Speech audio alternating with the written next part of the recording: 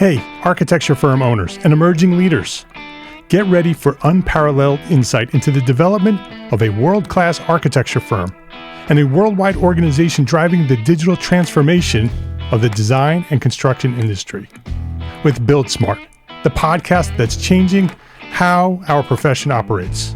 We share the incredible stories behind innovation in the building industry with my friend and co-host, Patrick McLeamy, FAIA, former CEO of the international architecture firm, HOK. You know, Yamasaki's office or firm lasted during his lifetime. And when he passed away, I think that was the end of the Yamasaki office. Helmut did not want that. He wanted a firm that would live out and grow beyond the founders. In Season 1, discover the untold stories behind HOK's meteoric rise, from 150 employees in St. Louis to a powerhouse with over 1,900 staff members and 27 offices worldwide. You know, they weren't as polite as the Kojima people. That was just boom. And anytime you have a creditor, whether it's Kojima or the bank, that wants their money, unless you can raise money someplace else, you are out of business. Bankrupt. And hold on tight for Season 2, where Patrick takes us on a new adventure as chairman of Building Smart International, shaping the future of digital transformation in the design, construction, and operation of built assets. Ian Howell, Ken Harold, and I, Ken was my technical representative from HOK. The three of us took a tour of Europe of 5 cities in 5 days. Very busy time. Simply follow the link in the show notes to subscribe to Build Smart now and uncover lessons that will transform you and your architecture firm.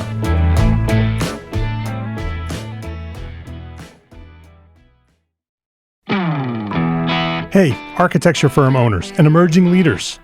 Get ready for unparalleled insight into the development of a world-class architecture firm and a worldwide organization driving the digital transformation of the design and construction industry.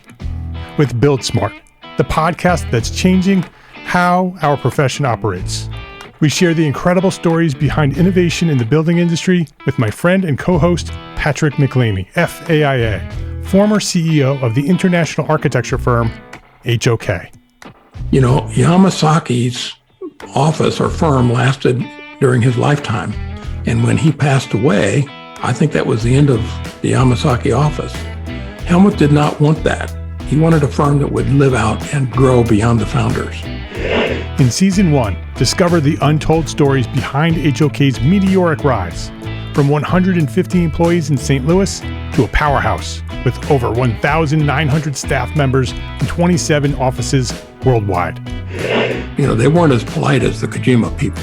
That was just boom. And anytime you have a creditor, whether it's Kojima or the bank, that wants their money, unless you can raise money someplace else, you are out of business. Bankrupt.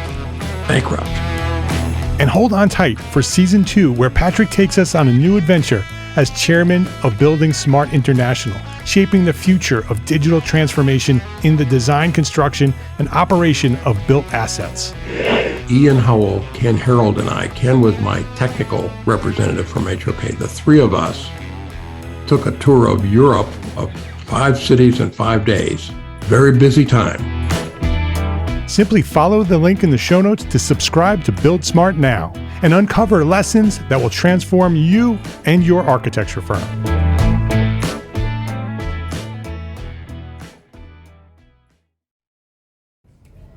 Everyone knows what an architect does. No idea. And I need your attention back here in 3, 2. Thank you. So that's a good question. What does an architect do? Anyway. For a long time, I've wondered why some companies succeed and some don't. Why one can rise to be synonymous with an industry while many of the most creative on the planet toil away in relative obscurity. I'm Jeff Eccles, and I invite you to join me for the Build Your Brand podcast.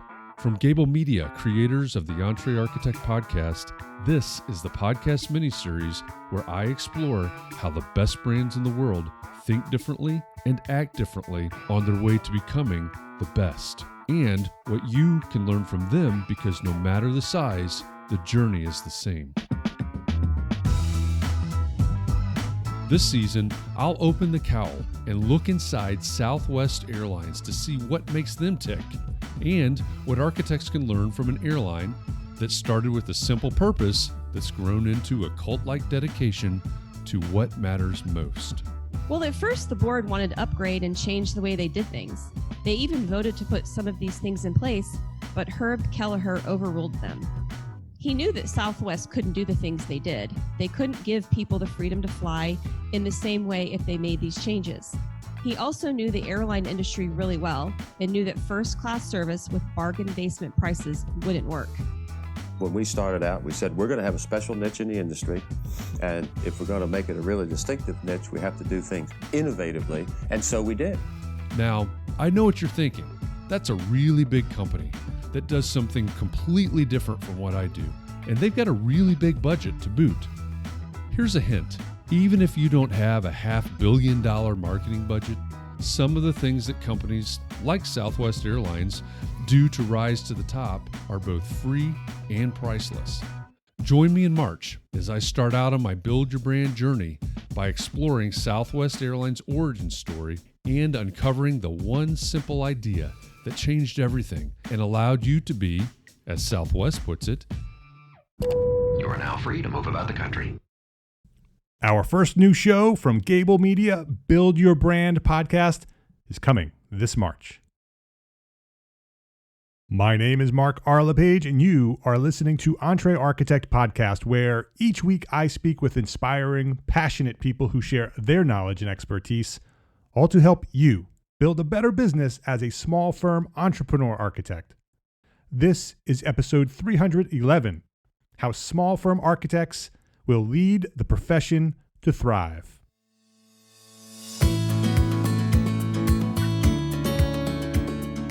This episode of EntreArchitect podcast is supported by our platform sponsors, ARCAT, the online resource delivering quality building material information, CAD details, BIM specifications, and so much more, all free at arcat.com.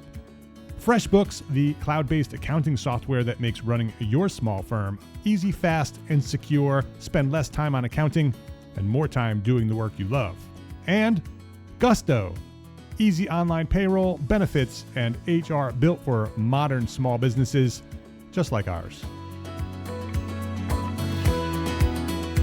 Gregory Burke, welcome to EntreArchitect podcast.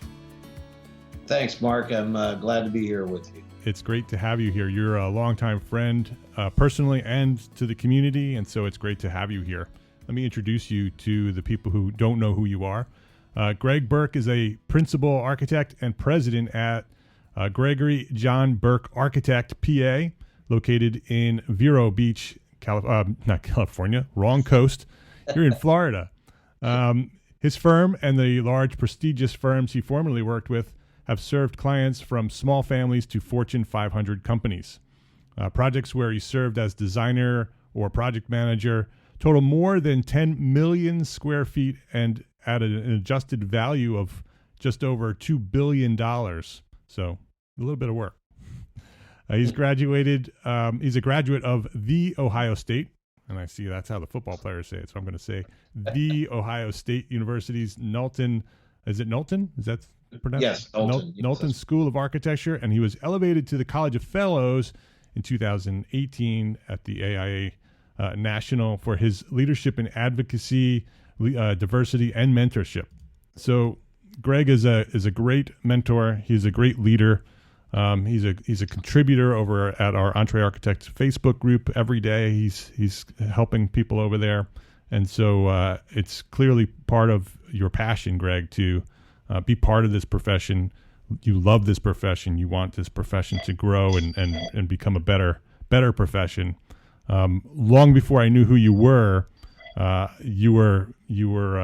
on my radar screen because you were out there, advocating and contributing to the profession. And so, first of all, before we start, thank you for that, for your contribution and your commitment to the profession. Thanks. Let's start off with your origin story. Go back as far as you want to go back. Tell us when you discover architecture, what inspired you to become an architect, and give us that story to where you are today. Sure. Kind of the brief side. I was born with a birth defect, with two fingers missing from each hand and two toes from each foot. My mother got me to hold a pencil when I was 3 years old, and we started with dot to dots. And back, with us old guys, that's how we used to draw. So I learned how to draw and count basically at the age of 3, and really didn't do much. I did a lot of drawing as a kid, and always loved it. And then when I got into high school, I was a football player. And my sophomore year, I needed a course that was going to be somewhat easy. So the guidance counselor said, take mechanical drawing. You'll love it. You get to draw. There's no homework, and you get to color. And I said, oh, right up my alley. So I got really interested in that. And the funny thing was, the first person that was teaching that class was an 86-year-old Catholic nun. So it was really a strange way to start off. I had never really heard much about architecture in the family that I grew up, even though my father had 2 clients. He was an insurance agent who were architects, but I really didn't know much about it. But from that drawing point on, I learned how to draw and do the things that I needed to do to start my way into it. And then I got a 2-year degree in architectural and structural drafting technology near my hometown in Northeast Ohio. Went to Ohio State. I'm not one of those who says the. I don't think I've ever, unless I'm responding to somebody else. Went to Ohio State. I started working in offices at 18, and got to design my first building at 18. And strangely enough, it's still standing.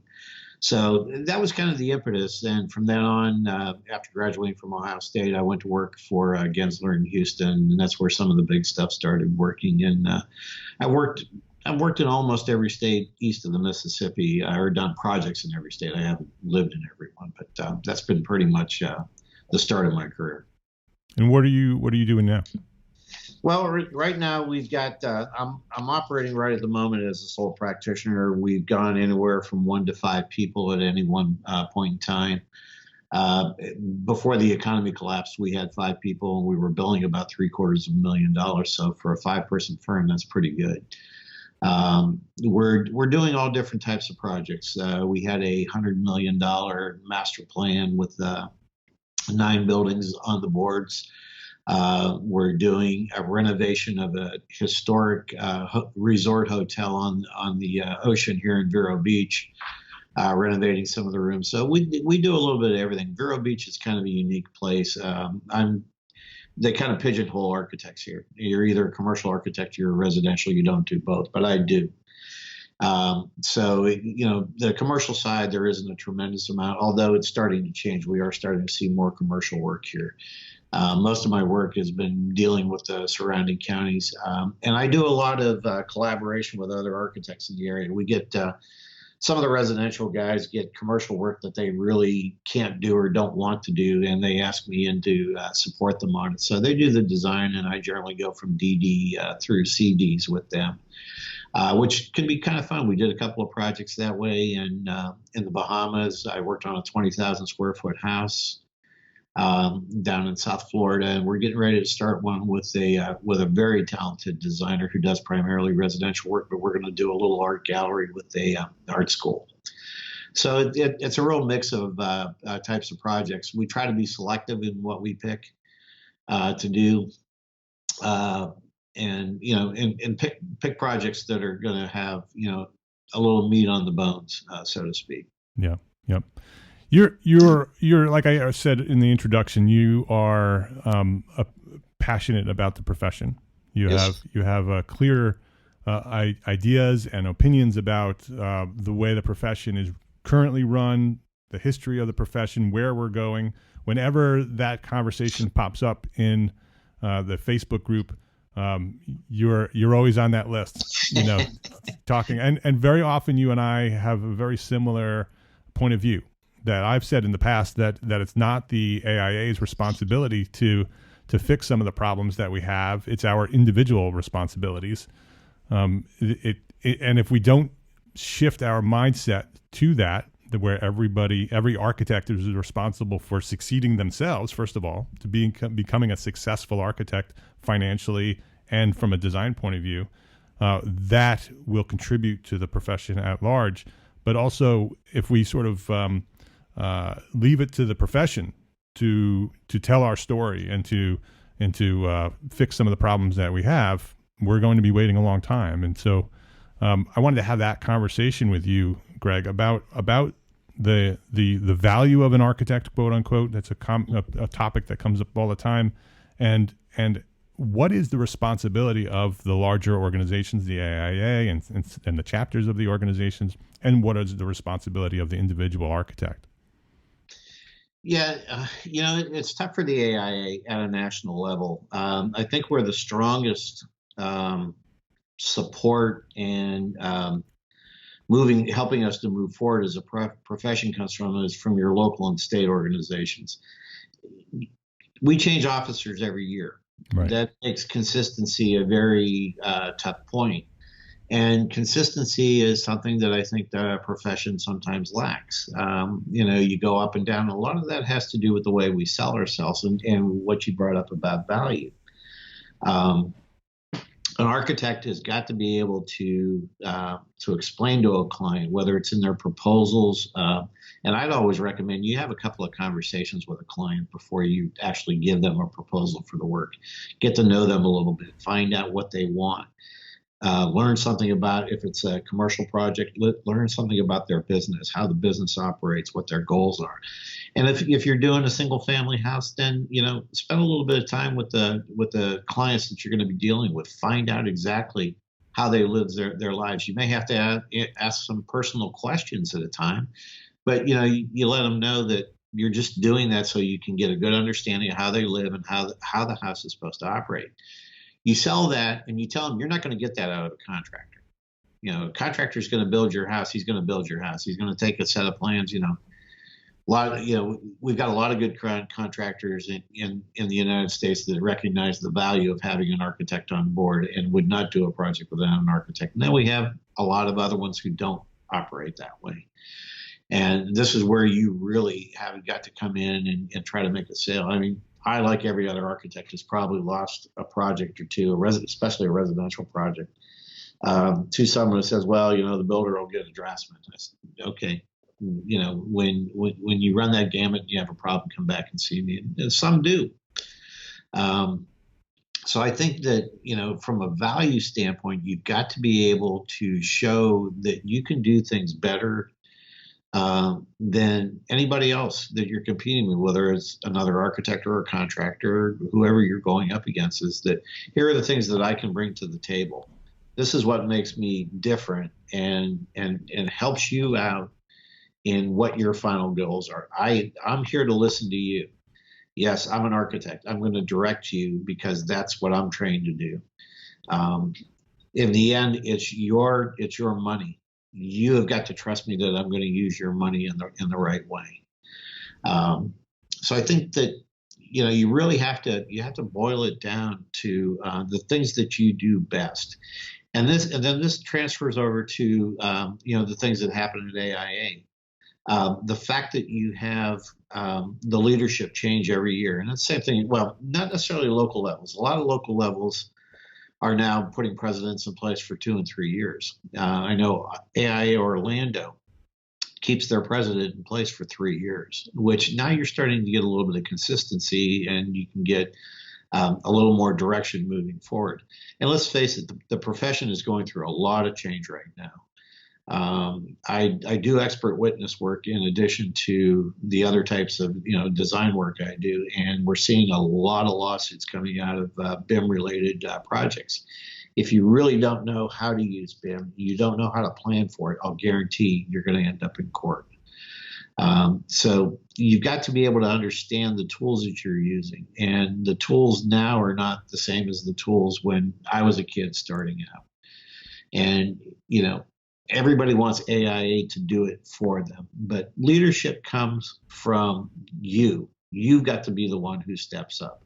You've got to be the one who takes responsibility. You've got to be the one who can show the way. You can't get anywhere. The old Chinese proverb that a man can never arrive at his destination if he doesn't know where he's going. So you've got to have a plan. And I know that in several of your podcasts, You've talked about planning and whether it's financial planning or how to set up your office or any of those types of things. All of that stuff starts with the individual. And the more that we can do that, and the more that we can put ourselves on a proper path and direction, we'll start to bring the profession back to where it should be. You know, we've been losing ground since the 60s, and which is, I basically started that architect or mechanical drawing course in 1969 or 70, and you know, I can remember seeing a progressive architecture magazine cover with two men in suits on the cover saying "The Rise of the Construction Manager." And since those days, we've been working ourselves backwards. You know, it's almost because of what we let happen. You know, when I worked for Art Gensler, you know, they told me the way he got to be as big as he is that when everybody was asking for a nickel, he was asking for a quarter. And that quarter was the thing that ended up moving him, and it helped establish his value. Now, he did it because he hired very smart people and let them do their jobs. Art always surrounded himself with really intelligent folks. And you really, that kind of thought, you know, we've got a race to the bottom right at the moment. Everybody wants to undercut each other. That's not helping the profession. In fact, that's degrading it. And the leadership falls out when you do that. You know, you're not setting yourself up as a leader. You know, everybody has to work, everybody has to make money to live, and all those types of things. But there's a lot of work out there, and you just have to pound the pavement to do it. I think that you know, just hard work is still required. And you know, as much as we'd like this to be an 8-hour-a-day profession, it's really not that. You know, put your 8 hours in the office, but use a couple hours every other day, every 3 days, whatever, to do a little socializing and meet people. That's where leadership's going to come from. People will get to know you, get to know that you have a brain, get to see that you think in a problem-solving way, and they will need that help. That will help strengthen your value, not only as an architect, but as a person who can help the community. So those types of things, you know, starting from a grassroots level and working your way forward by meeting people and getting involved will help drive the profession and help set our value.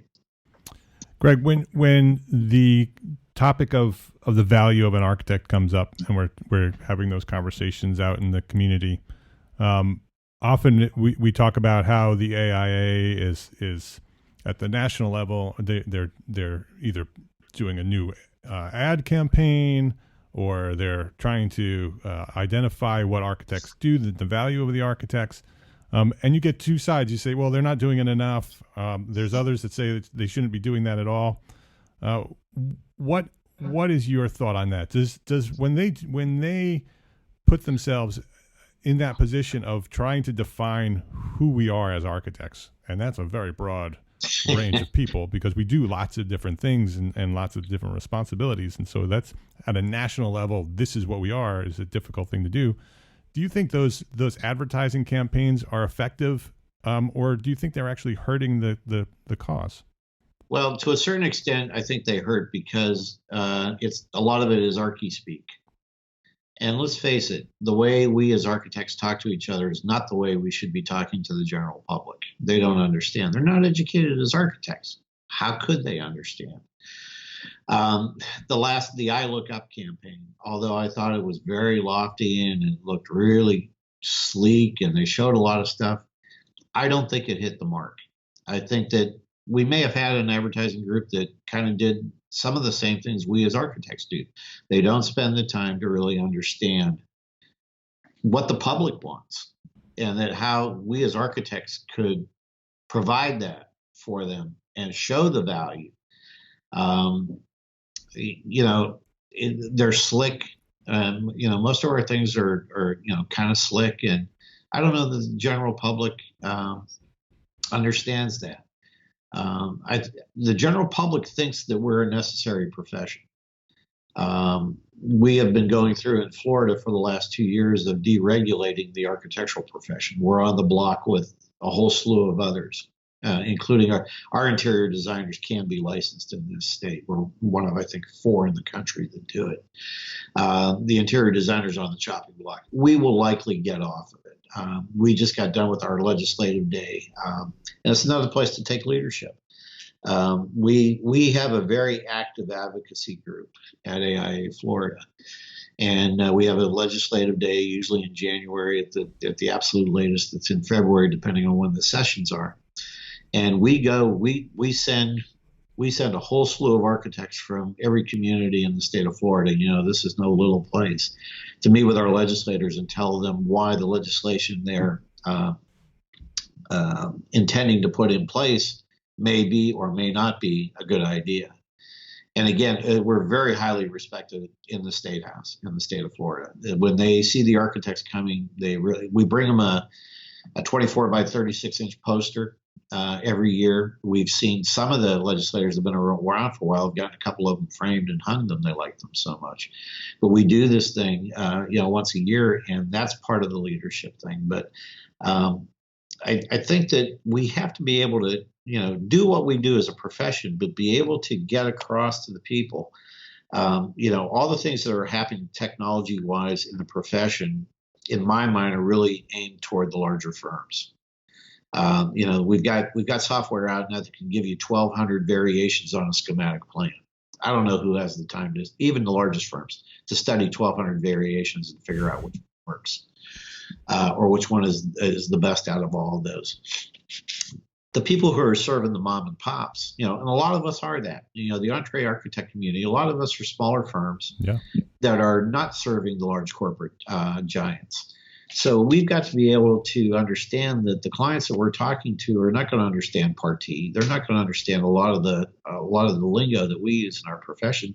That when we, even some engineers don't understand it. So I think that if AIA really had the opportunity to sit down and really think about how they wanted to set out an ad campaign, they knock themselves down a couple of levels. Don't make us look so elitist. That's the one criticism that we get a lot from clients, is that we're elitist.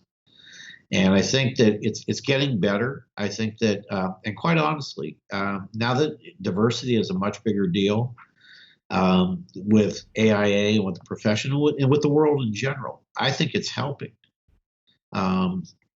I think the fact that there are more women in the profession has helped. We're going to be doing grassroots here in about 3 weeks in New Orleans for AIA. I'm on a discussion panel to talk about. I'm on there with an architect who is female and is in a wheelchair. I'm on with a blind architect from San Francisco. We're going to be discussing how to make the workplace a better place for people who are different, and then also how that can help design. Because when you start to have all these people involved, and you get a mix of sexes and capabilities and races and just the whole gamut, you're going to get better design, and I think you're going to reach people a lot easier than we do now. So the more this goes on, and I've seen a huge change in I don't want to give my age away, but you probably figured that out already. I'm getting. Or you were taking the drafting course in 1970, so yeah. I'm not going to tell you when I was born, so let's leave it at that. 74 probably. I've been doing this for almost 50 years, and I've seen huge changes in the way offices operate. There's a big difference from when I walked in my first door for an interview and the way it works now. And I think that's a good thing.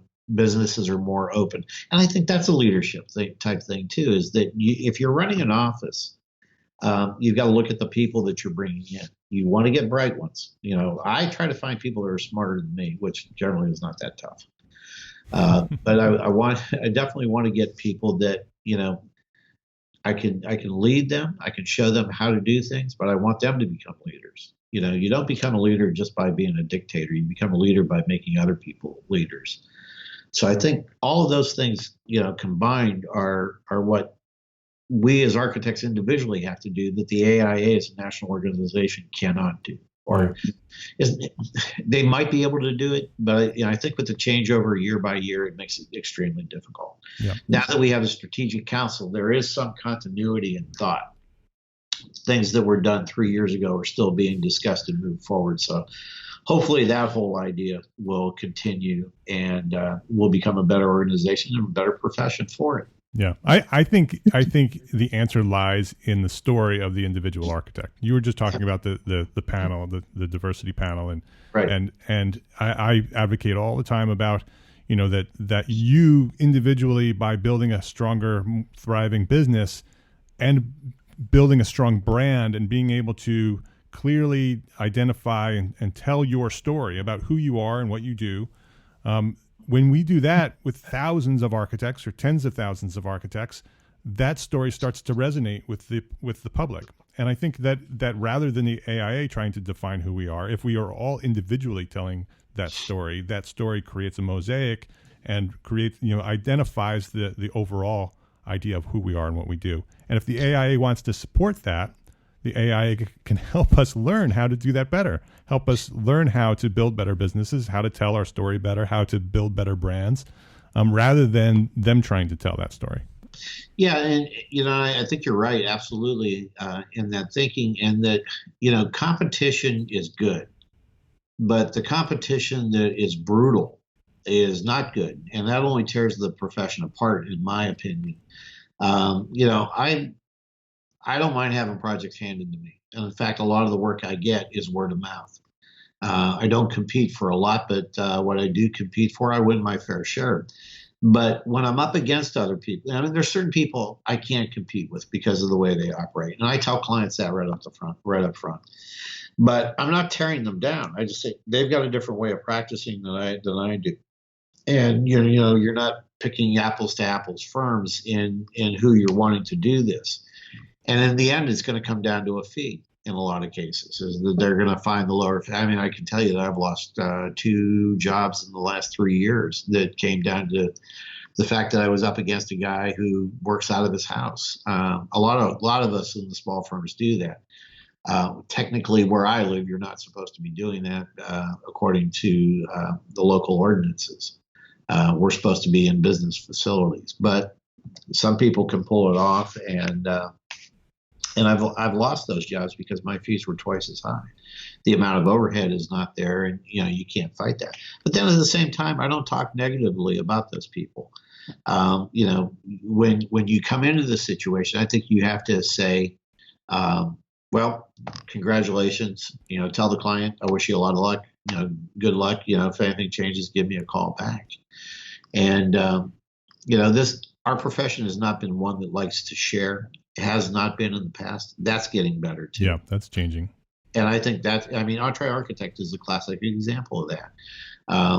Putting information out there for everybody to see. It used to be that you get in, architects got in their own little corner, and it was like you're in the 3rd grade taking a test and you got your arms around the paper and you don't let anybody look over your shoulder.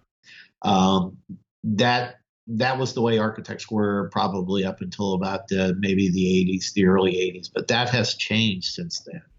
And, we're starting to share things because I think, again, that will only make the profession stronger. We want everybody to be at a good level.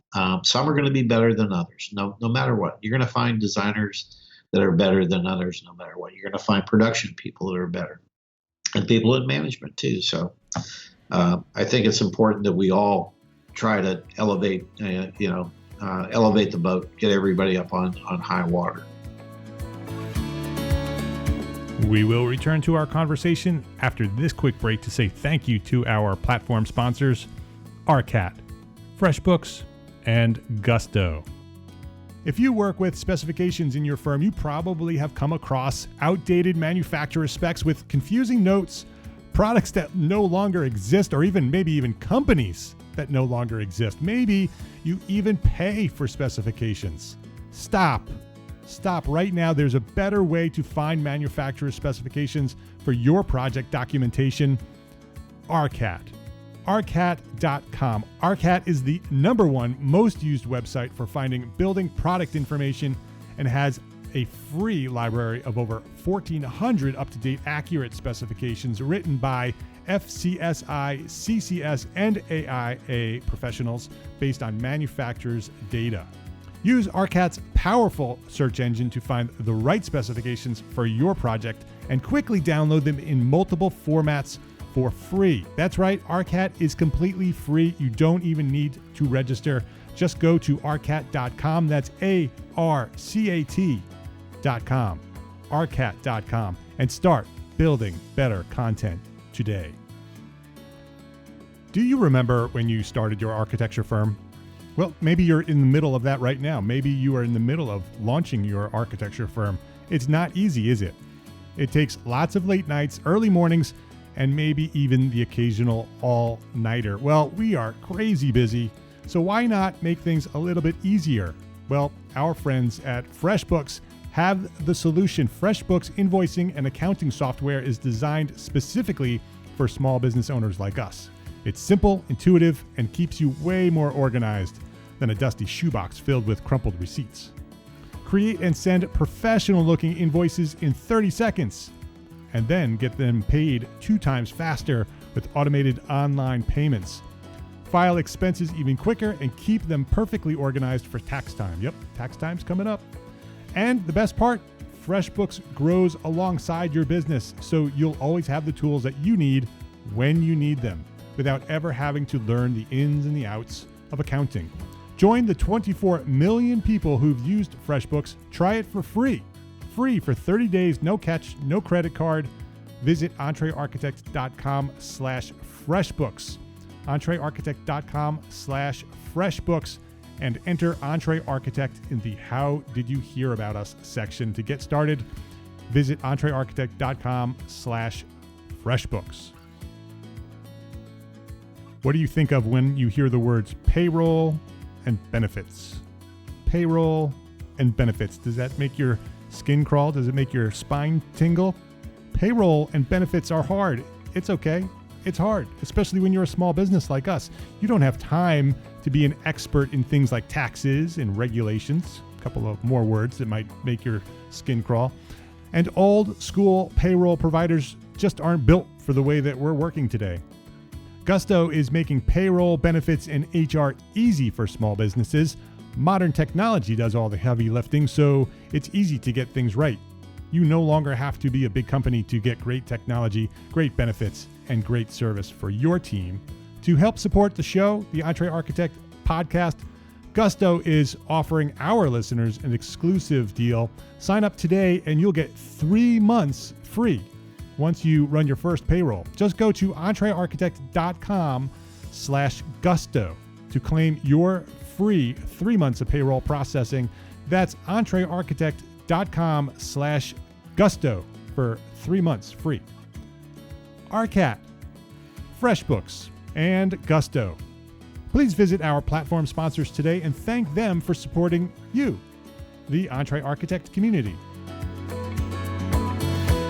What about schools, Greg? What do you think the role of the architectural school, or the responsibility rather than the role? What's the responsibility of our architectural schools, and are they doing their job to help move that boat forward that we're talking about? Well, I know I'm going to get in a lot of trouble for this, but I think we have 3 learned professions in my mind, and I'll put architecture and engineering in the same one, but law and medicine. We're probably the 3 that have the toughest time in school and the longest time that you have to serve before you can do your job. Law and medicine train their people to be lawyers and doctors. We don't train people in architecture school to be architects. We train them to understand architecture with a capital A. And my feeling is that we really need to have a restructuring in the education system. I have approached several educators, one an associate dean, and talked to them about the fact that if we're going to make this a better profession, we've got to have their support, and we've got to have them start to train architects instead of just getting people to understand architecture with a capital A. Quite honestly, I think that's why a lot of people go elsewhere from the profession. We graduate a lot more than actually come and work into the profession, because they're not trained for that. You spend 4 or 5 years, depending on where you go to school, maybe 7 or 8. Heavily in design, but that's not the profession. The profession has 3 tracks. It has design, production, and management. And if you like, I can expound on my little theories about the way the school should be operating. Yeah, I would love that. Because I think we all come out of architecture school, or not everybody, but many of us come out of architecture school with the idea that or you get into architecture school because you love art and you love architecture and you want to be a designer, right?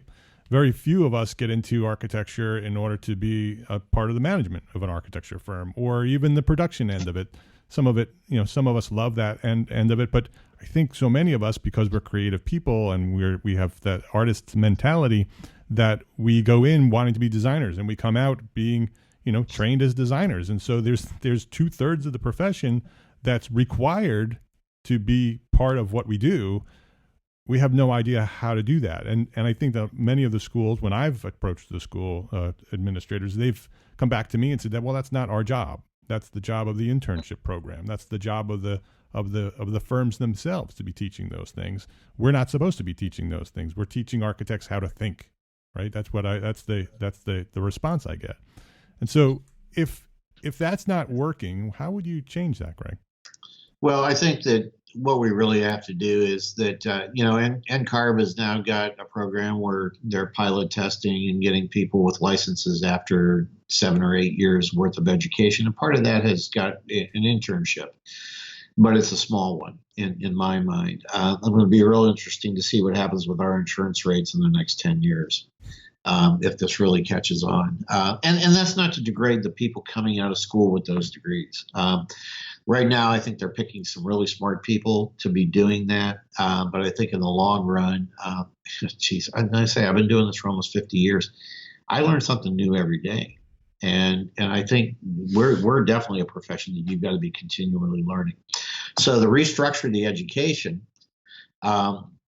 I would think that, we probably have to go to 7 or 8 years as a mandatory. And then, start tracks. Maybe you take the first 3 years the way we've always done it. You're up doing all-nighters, doing design work, and you get an understanding of design. A lot of schools don't teach history any longer, architectural history in the undergraduate programs. You got to be in graduate school to do it. That I don't understand. If you're teaching architecture with a capital A, how can you not teach architectural history? After those 3 years, I think if you want to be a designer, that you need to present a portfolio to a faculty group and let them decide whether or not they think you've got the capability to do it. Generally, after 3 years of being in design, they're going to know who's got the real potential to be a designer. Not in all cases, but in a lot of them. And then at that point, you give an option of either you have a production training or a management training. I mean, they're extremely valuable in firms. Once you start to get over 10 people, you need all 3 of those skills to be run by an individual or a couple of individuals. So why not give that training and background? Part of the management can also be marketing. But then you would concentrate for the remainder of your education on those aspects. And you might even be able to do this in a 6-year program. But I think that if you start to train people to be architects, again, you're going to see more value, because those guys that are in management now are going to get real estate training. They're going to get financial training. There's a whole slew of us that probably don't know how to put together a pro forma for a project. And, a lot of clients, when you get mom and pop developers coming in that say, hey, I got this piece of property and I want to build some apartments on it. I think I want to have this many, but they really don't have any idea where they're going with it. If you could prepare a pro forma that demonstrates to them what their cash flow is going to be, how many years it's going to take to start turning a profit on those, and how many units they can actually build, that becomes extremely valuable. And then you help them go to the bank for the financing to do those types of things.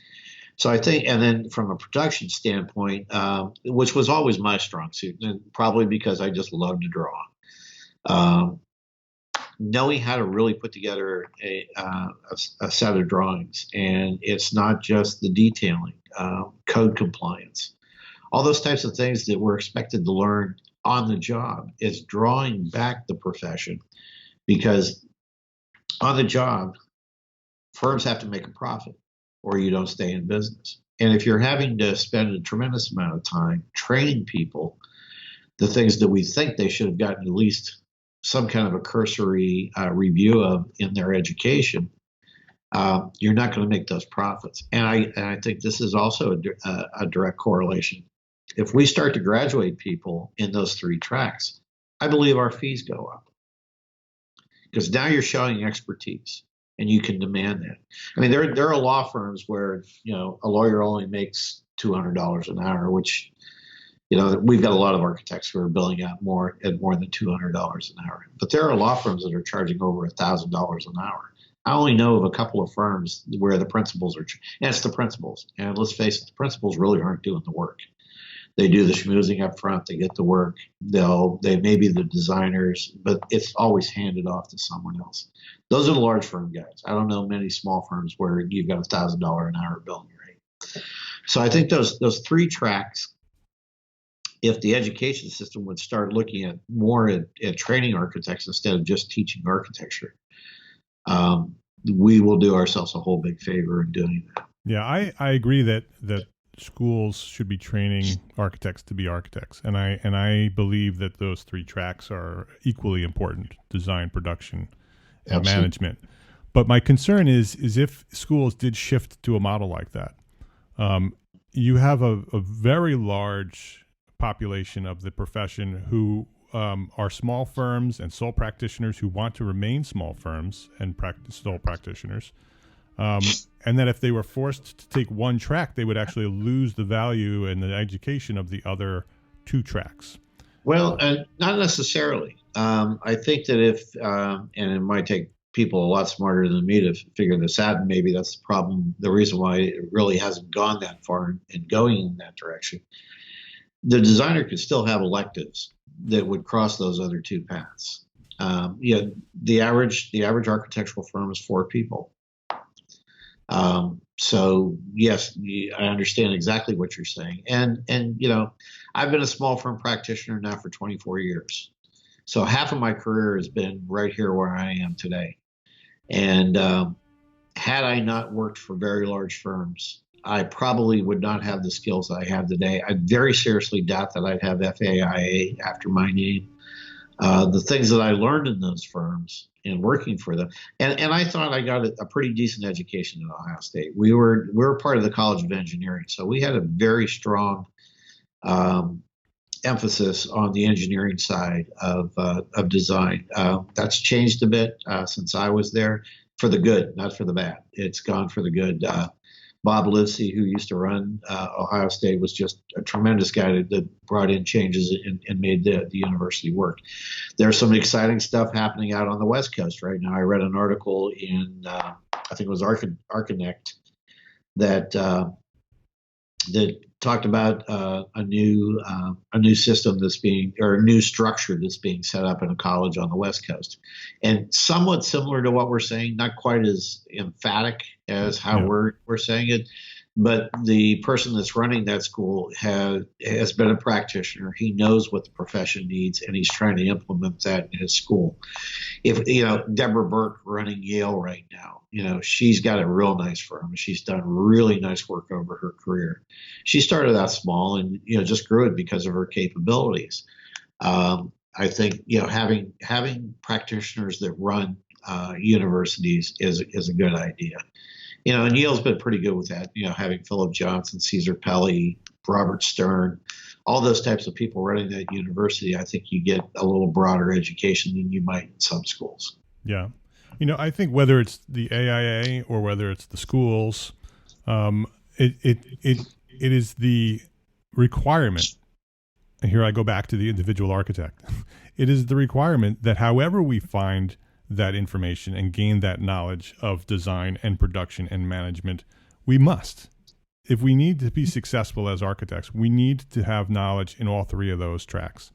And if the schools are not going to do it, and many of us are no longer in school, there are many students who are in school now. If you are in school right now, go over to the business school and get some education. So whatever it takes, get some knowledge and basic fundamentals of business, because it will help you. It will help you succeed as an architect, whether you work for a big firm like Gensler or whether you're going to start your own firm as a sole practitioner. That knowledge will make you more valuable. Absolutely. I had a really oddity sitting on the AIA Florida board. We go to one university a year to have our one of our quarterly board meetings, and we were at the University of Florida last year, and we sat down and had dinner with quite a group of students, mostly third year, and I sat down with a young lady who told me she wanted to become a building official, but she wanted an architecture degree first. And I was just blown away, because that's something I'll being a bit of a code geek myself, I've never heard that come out of any student that they wanted to be a building official. And the schools really aren't prepared to teach her that. And then that was her complaint, was that she'd like to know more about the building codes than what was being taught. And I encouraged her. I said, go talk to the dean, tell them what's on your mind. And I said, chances are you probably won't get very far, but don't take that as a stopping point. You've put a thought in his head. Maybe it might take a couple of years or so, but maybe they'll bring it as an important part of their professional practice course. They'll talk more about codes, or they'll find a place to put it, or an emphasis in design that you need to refer. We had to do it at Ohio State. Back in those days, we were still dealing with the UBC. We were always told we had to comply with the UBC, but I'll guarantee you that 95% of us had dead-end corridors and egress paths that weren't quite right. But I think that can be effective. If you're a student and you've got a desire of something that you want to do in the profession, talk to the people that run the school and explain to them that I like this, and so do a few other people. We'd like to see more with it. And I think good administrators will take that to heart and start to figure out a way to come to yes on those types of things. I think that's what's really important, is everybody coming to yes and finding a compromise or a solution to a problem. That's what we do as architects. But you've got to ask for it. You've got to be the leader. You've got to be the one who goes out and says, I need this. Yeah, 100%. Craig, before we wrap things up here, I wanted to ask you the question that I ask everybody here. What is one thing that a small firm architect can do today to build a better business for tomorrow? Well, I think there's, and they kind of go hand in hand, what we talked about earlier. I think getting involved in the community that you live is vitally important, and probably smart to meet a couple of bankers and meet a couple of lawyers and people who are movers and shakers in your community, and just get to know them. You don't have to be hitting them up for work. The work will end up coming.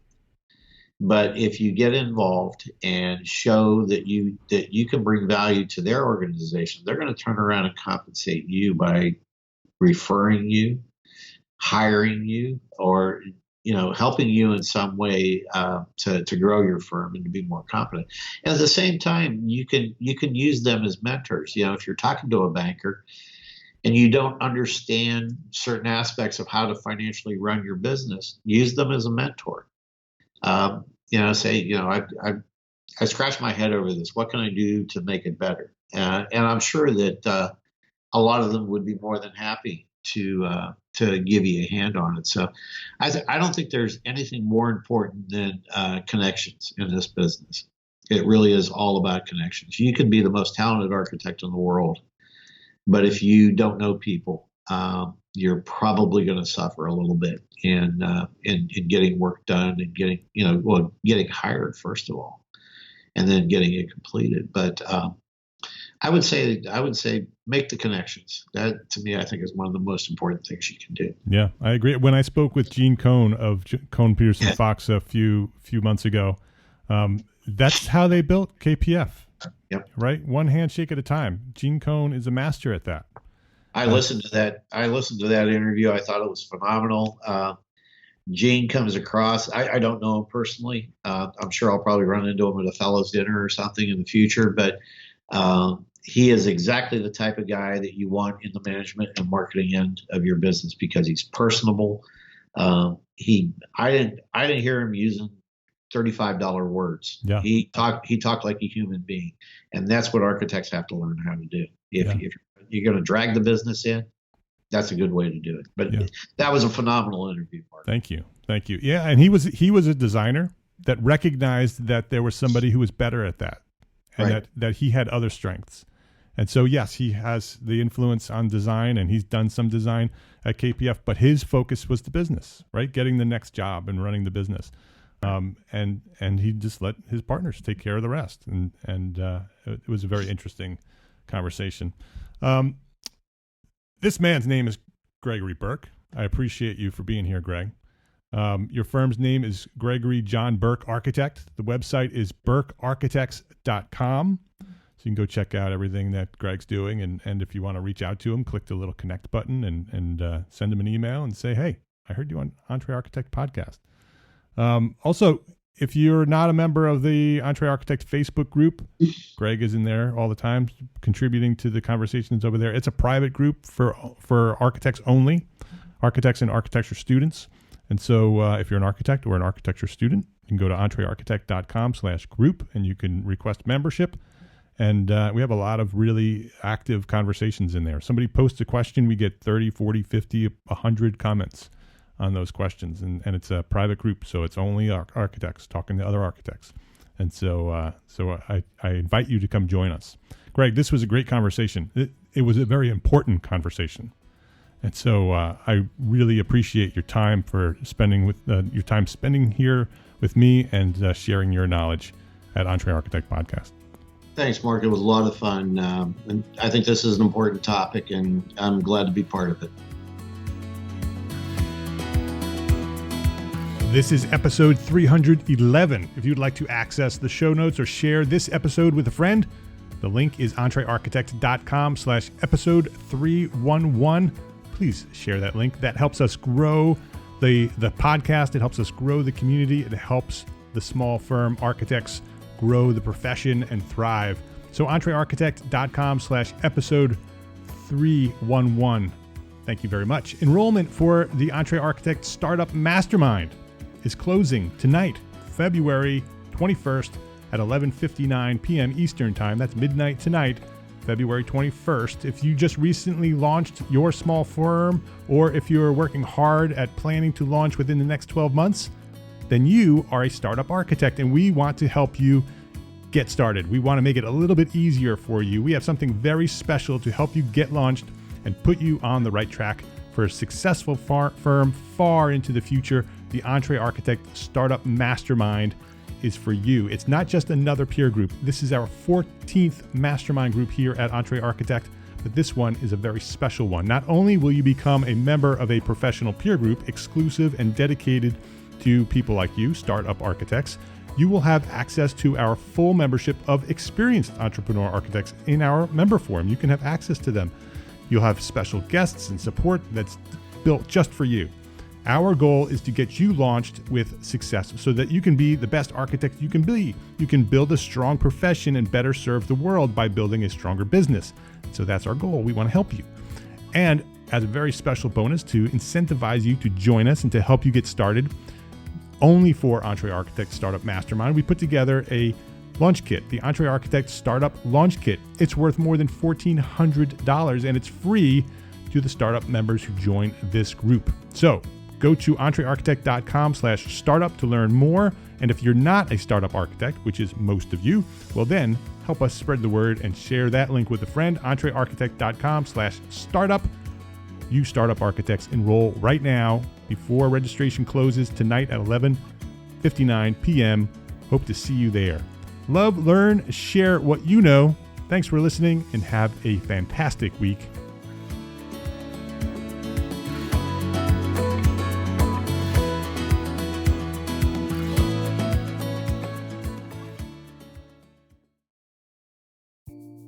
Imagine earning continuing education credits while doing exactly what you're doing right now.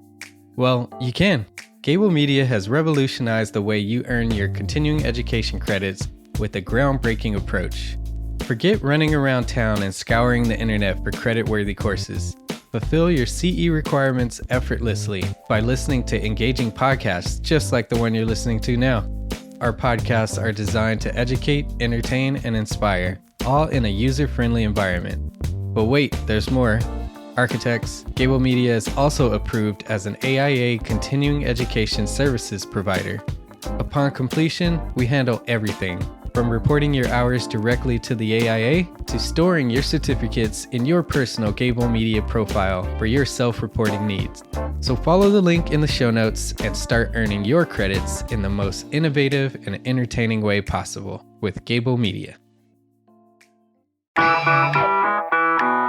Attention architects and creative minds, get ready to supercharge your brand with Build Your Brand, the podcast that's unlocking the secrets of branding success for creatives. Hey there, it's Mark Arlepage, founder of EntreArchitect, and I'm inviting you to join my friend, architect marketing expert Jeff Eccles at Build Your Brand podcast, where he explores the captivating stories of the world's top brands and transforms their lessons into powerful moves for small firm architects and creatives like you. In Season 1, Jeff shares the thrilling tale of Southwest Airlines, where he dissects their journey to the summit and distills it into strategies tailor-made for you. It's important to keep in mind that companies like Southwest compete in the real world, just like you, and face real-world challenges, just like you. You might be surprised at how similar those challenges are to the struggles that you grapple with on a day-to-day basis. Don't miss out on your blueprint for success. Subscribe, tune in, and let's build your brand together. You may have noticed that the very best brands in the world are also known for having somewhat unique corporate cultures. That's often the glue that holds everything together when they encounter those rough spots. We don't do it because it inconveniences the passengers to whom we are primarily dedicated, the short haul, frequent flyer. Follow the link in the show notes to subscribe to Build Your Brand today. Remember, no matter the size, the journey's the same. Your brand's journey to the top starts here.